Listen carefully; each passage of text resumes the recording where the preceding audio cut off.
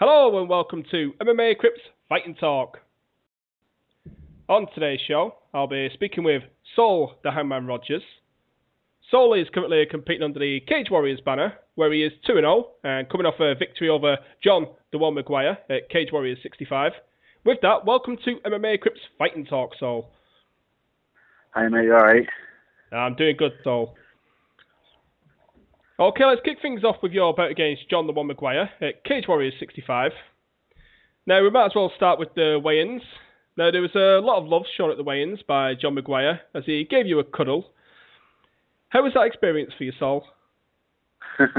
I've never been cuddled. I had a bit of a handshake or being stared down, but I've never been cuddled before. The promoter told us to get in close, so I said to him, get in close, and he replied by giving me a cuddle. I just think he wanted to feel a bit of love. Would you like taken back by that? Because, it's not something you expect, is it?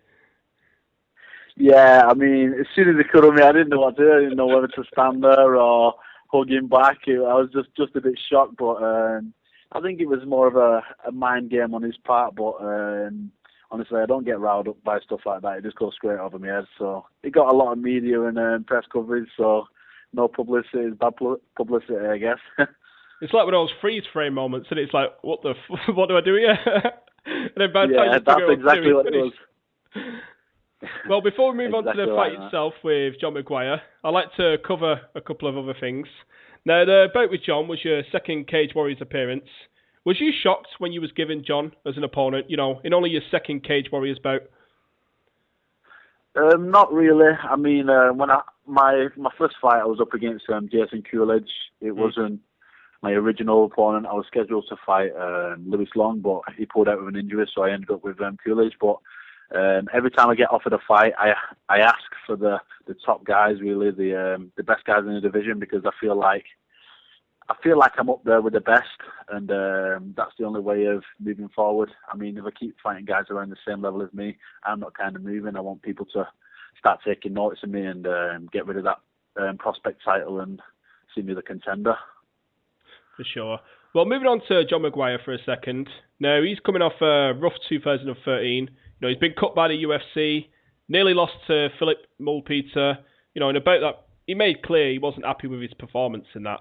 Also, I noticed a few negative posts from John. Late 2013, early 2014, he seemed very downbeat. Also in interviews, I picked this up too. Did you pick up on this too, Saul? That he was very negative about his fighting career? Yeah, the way I see it, he's been to the UFC, he's had a stint, he's got dropped, and he's back on Cage Warriors. He's basically been where all those up-and-comers are aspiring to get to. So the way I see it, I think the kind of fire's died down, I guess. So the up-and-comers, they want to take that spot from him. So that's what I've seen in his fights. It didn't really look the same. So when they offered me the fight, I thought it was a fight I could win. I know he's tough, he's been around a bit, but yeah, I don't think he's as hungry as a couple of years back. So you felt it was like the perfect time? Yeah, it was a perfect time to get him, I thought. I mean, I'm coming up through the ranks. I've seen him as on his way down. Don't get me wrong, he's still one of the best guys in the UK, one of the toughest guys in the UK, but I just thought it was a good time to make a statement. Well, let's move on over to your corner for the fight. Now, you had John Kavanagh in your corner, along with Carl Tanswell. Was that the first time having John in your corner for a fight? Yeah, the first time I've ever had him in my corner. I mean, them two in your corner, you can't be going out to a fight more confident, I guess. I mean, there's probably no better corner team I could have gone out with. But yeah, John was great. I really appreciate him coming down to corner me. He didn't have to. So yeah, I was more than happy going to the cage. How did John cornering you come about, Saul? Was it like a last minute thing, or was it pre-planned? Because you train at SBG Manchester, and obviously John Kavanagh is from Straight Blaschium Island, so a bit apart there. Yeah, it come about. Carl and John are really close. I flew over with Carl, and we knew John had a couple guys on, so it was kind of set. I didn't have to fuss about struggling and getting another corner man. I mean, John was already there. Like I said before, just grateful he was there to do it, really. How was it having John as a corner man? How is he? He comes across very reserved and tactical. Yeah, it was exactly like for the main part, he just focused on keeping me calm, keeping me patient. Then again with Carl was just giving me a lot of instructions. So between the two, that's why I was so relaxed in the. I mean, I didn't really panic anytime during the fight, just because I had good, calm, relaxed instructions being shouted at me all the time. Well, we can hear Carl over the announcers and the crowd. Yeah, everyone can hear Carl. You know what? It was a lot better behaved in my fight than most fights, and he's still vocal. You can't miss that voice from a mile away. Well, going back to John for a second, he actually cornered against you when you took on Artem Lobov back in 2011. Did you reminisce with John about that bout a little bit? No, we've not really spoke much about it. I mean, every time I see Artem, he always has the crack like he does. But all the guys from SPG, I mean, when I seen them down at Cage Warriors, it was all in good spirits. All was nice to me anyway, so I can't say a bad word about them. Well, staying with Straight Blast Gym. Now, I know you've trained at TriStar in the past. You know, you try and get over there at least once a year. Now that you're training at Straight Blast Gym in Manchester, do you see less need to travel over to these top gyms? Yeah, exactly. I mean, there's not a major difference between them gyms abroad and the gyms here. The major difference is the amount of sparring partners in the class. I mean, they're not doing any secret fancy techniques that we're not doing over here.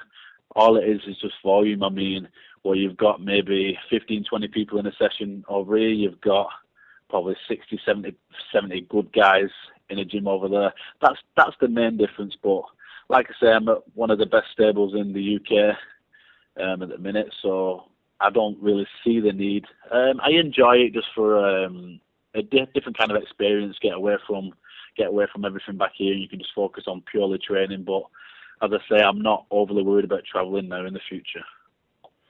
Well, let's move on to your fight with John Maguire. You came to the cage with your trademark noose. Where did you get this from? Did you make it yourself or something, or did you buy it? No. When I first started out, I mean, I was like 15 stone, this gym monster. Didn't know many techniques. I'd been training maybe 2 or 3 months, and my old coaches took me down to ground control. And every time someone tried to take me down, or I took them down, I ended up getting hold of the neck and just pulling the head off with a guillotine. That's how it come about. The Hangman came about, and then we came across some old rope, and one of my old coaches went on the internet, found out how to make a noose, and there it was. Nice, homemade. Yeah, it is. It's heavy, it's quality. You can't get better than that in the shop, let me tell you. I wasn't even going to bring it. It's only the second fight I brought it out. So I brought it out on my pro debut, and everyone's like, "Oh, bring the noose." But after that, I kind of shied away from it. I didn't take it over to Ireland because I thought it's a big fight, main event and stuff. And like my best mate Billy was like, "Bro, you've got to take it." So he actually paid £35 to store it on the plane, brought it over to me. So I thought, he's brought it, so I had to take it. I'm glad I did though. It looked good on the pictures actually as well. It got a bit of coverage, so I think it'll be making an appearance in the future. Okay, on to the in-cage action. Now, I noticed during the fight that John was the one who initiated the takedowns. Did you want the fight standing throughout, Saul? Because you seem to be winning the fight standing, and John seemed to have no answer for your inside leg kicks. See, that kick I've been working with my coach Carl Tanswell. I mean, he's drilled it into my head for the past 6 weeks. It's been non-stop. I was a bit sceptical at first because it's not really an inside inner thigh kind of kick. It's literally bottom of the ankle, inside shin. A couple of times it rose up to about the knee, but I wasn't really too fussed about that. But yeah, we just drilled that every time he stepped forward, land that kick, just make him hesitate about working his wrestling and keep him on the back foot early on. And that's what happened.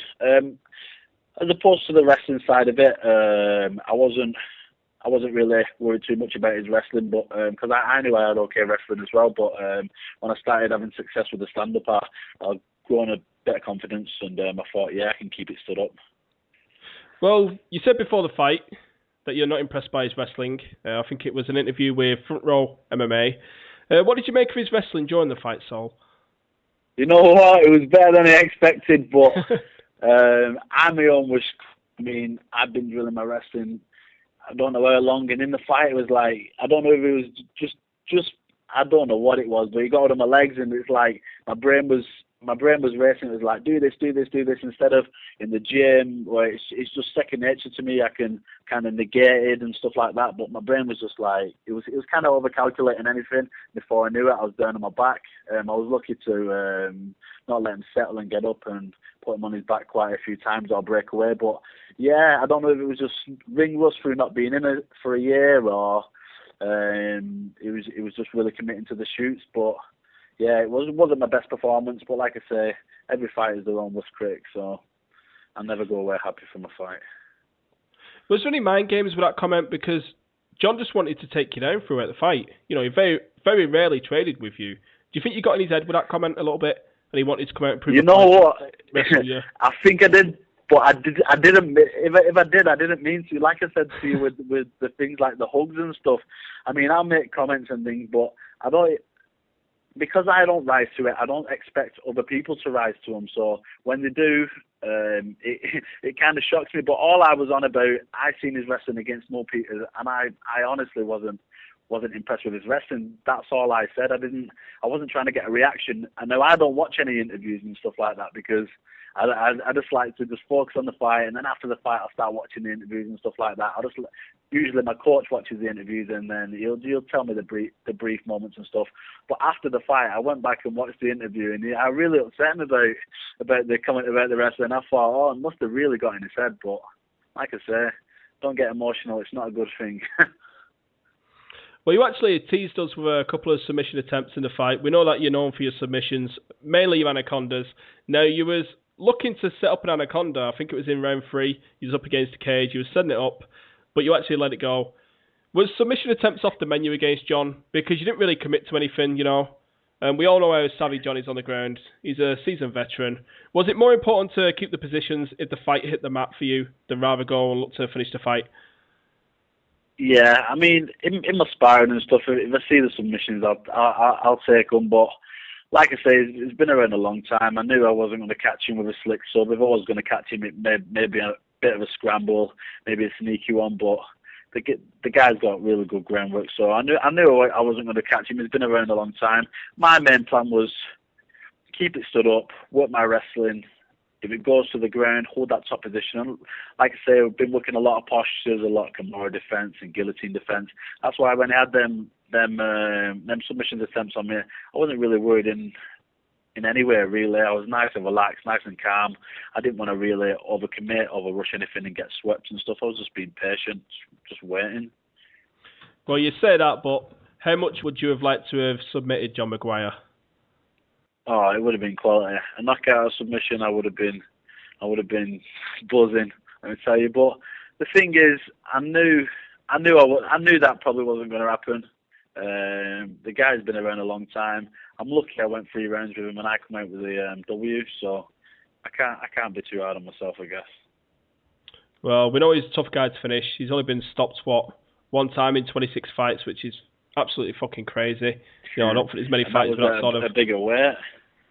Yeah, Tonkin Watson middleweight, well. I think it was. Yeah, that was a middleweight. Tonkin Watson back in, what was it? Was it 2009 or something? I think it was at Bama, one of the early Bamas, maybe Bama 1, not too sure.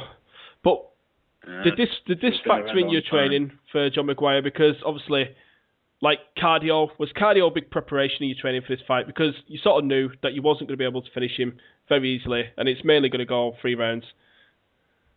No, I knew it was going to go 3 rounds. I mean, my previous fights where it's gone to the decision. I don't know if it was overtraining or not preparing right or just not being relaxed in the fight. Probably that's the main one, actually. Just not being relaxed in the fight. After the first round, I was gassed and I was blowing and stuff. Now I switched camps. I've got used to being under that pressure. I mean, when you're sparring with high-level guys day in, day out, you're used to being under that pressure, and if you just going all balls to the wall, I mean, after 2 minutes, you're going to have nothing. So when I'm doing a good few rounds with these high-level guys, I know for well I've got the cardio going into the later rounds. So, yeah, that was the main focus. Just train hard, stay relaxed, and work my game plan. Well, it was a close fight with John. The fight mainly hinged on round 1. There was a lot of talk. It could have gone to you. It could have gone to John. How was your feeling before the judge's decision was read out? I honestly thought it should have gone to me. I mean, there's a lot of talk on that round one, but I don't get where the argument comes from. I mean, after watching the fight back, I dominated the stand-up for near enough 3.5 minutes of the first round. He did 0 on the feet. He got me with a nice took me down from the back, took me down, from back control, took my back. He did 0 with it, just held the position. He didn't land any shots, any elbows, didn't try for a submission. I tied his arms up, landed a few cheeky shots from the back, and then I worked my way back to guard again. He didn't do nothing with it. I don't get how people can say he won that round. It was a close round, yeah, but I don't get how people say he won the round. He didn't, in my opinion, anyway. I believe you took round one, to be honest with you. I mean, before it got replayed, it was retweeting everything about he thought he won the rounds and stuff, and after it's been replayed, he's not really said much, so I don't know if he's watched it back and thought, you know what, he has won it, or, you know what I mean, I've not got much of an argument there, but I got the win, so there's no point focusing on it. You might as well just move on. Well, you touched upon John thinking he took the fight. Now, I noticed when you went to shake his hands, he had a few words for you. He looked like he wasn't happy with the decision. Could you tell us the conversation with you and John post-fight? I shook his hand. I said, "Good fight." I don't know if he said "good fight" or "tough" or "you're a tough guy." I can't remember too much about it. That was that, and then a minute or two later, he's come back saying about the judges' scorecards. They scored this round, this round. I'm thinking, shut up. You know what I mean? I mean, if you're gonna bitch, you don't do it in the cage. I don't think it's professional. The guy's been to the UFC. He's been around a long time. I don't think the place to pull your face and bitches in the cage. I mean, he was upset, fair enough, but do your bitching afterwards, not inside the cage where there's still people watching. Well, can you complain in a close fight like that? I just don't think you have no right to complain in a close fight. If he beat you by 2 clear rounds or whatever, or 3 clear rounds, then fine, because we've seen some really crazy judging in the past, But your fight with John was really, really close, Yeah, I knew the fight was close, but like I say, I thought I won the fight anyway. But I don't get how somebody can bitch like that. I mean, against the fight against Mo Peters, my opinion, he lost. Mo Peters did enough to win the fight, but then again, that's just my opinion. But you didn't get Mo Peters in the cage bitching, and you know what I mean. Yeah. Even though that was close, I thought Mo Peters won the fight easily. But he's still in his interview saying, "Yeah, win's a win," blah blah blah. So I don't get when the shoe's on the other foot, he gets upset. Well, the thing with John Maguire, he seems to start a fight off really slow. It takes him to the late second round or something to really get going, and then he comes on strong. And if you give up the first round, well, I won't say give up because you certainly earned the first round, and so did Philip Mulpeter. But if you don't really do a lot in the first round, and then it goes to a close decision, how you shouldn't have no right to bitch and complain. That's my opinion anyway. I just don't see where he can get that from. It's the same in my opinion. I mean, on his Facebook, some of my mates was having banter and they're saying, "Oh, Saul's going to smash him, this and that." And then he put underneath, maybe the first round, but not the next 2. So in my eyes, he's already saying, "Jeez. I might give away the first round and I'll come back strong in the second and third." But the way I see it, he came back too late in that fight. The first round was close, but I won it. The second round, I definitely won. The third round was close. I would have edged it to him just because he had a bit more top control. But it's not even like the third round he come out and destroyed me. He only just won that, in my opinion, as well. That was a good back and forth. But yeah, I would have given it to him on the scorecards. But it's not even like he's got a leg to stand on, with the decision anyway. Well, let's move on to your future. Now, I've heard rumours that there might be an Ultimate Fighter, Ireland versus England. Have you heard these rumours? No, this is the first I've heard about it. Is that something that might interest you? Because you can fight at featherweight, you can fight at lightweight, and you're pretty big, so you could possibly make welterweight if need be. Yeah, I mean, for the Ultimate Fighter, I probably wouldn't mind fighting at welter or lightweight. Feathers out of the question now. I'm a big boy. Yeah, times have changed. Yeah, it was a tough cut. I mean, just as the years have gone on, I've got older. don't know if my bones have got more dense, so I've just got fatter in general. But yeah, featherweight's out of the question. The cut to lightweight was perfect for me. I mean, I only sorted 2 kilos, so it's nothing. But yeah, I don't know if it interests me, the Ultimate Fighter. I just see a lot of guys off the Ultimate Fighter, apart from the select few. It's a quick road to the UFC, but I see it as a quick road home as well. Unless you've got the select few, like I say, who really make a good stint in the UFC, I don't personally see it as the best way to stay in the UFC, if I'm honest. Well, I don't normally like bringing up organisations outside of the fighter's current, organisation, but with you coming off such an impressive victory, and we know that Cage Warriors, they seem to have some ties with the UFC, and they seem to have close eye on Cage Warriors' talent. So I figured it might make some good sense for you right now if that came about. Well, definitely you'll be a good candidate. Yeah, hopefully UFC are taking interest and stuff, but like with the Ultimate Fighter and things like that, when I get to the UFC or when I get Cage Warriors champ, I want to stay there. So when I get to Cage Warriors champ, I want to stay champ. If I get to UFC, I want to stay in the UFC. So I'm patient. I mean, I'm only 24 years old, so I've got a lot of time ahead of me. All these guys, they want to rush for the title or rush for the UFC and stuff, and they might hold the title for 2 or 3 fights, or they might get to UFC for 1 or 2 fights, and that's them done. That's not the way I want to see it. If I get that Cage Warriors belt, believe you me, anyone who steps up is going to get beat down. So when I do get the belt, I want to make sure I'm ready. So I'm not rushing anything. I'm not rushing for the title. I'm not rushing for UFC. I'm just taking each fight as they come, really. Okay, Saul, thank you very much for joining me today. Anything you would like to say to our listeners before we leave? Any sponsors you would like to thank? Just as always, massive shout out to Carl Tanswell and all the boys down at the SBG for putting the graft in with me. A few sponsors, Premier Sports Therapy, always helping me out, stopping my body from breaking down. The guys at Almighty Fight were just hooking me up and supporting me with all my stuff. WST, Warrior Strength Training as well, for getting me conditioned for my fights. That's about it really, mate. Okay, from MMA Crips Fighting Talk, thank you for watching.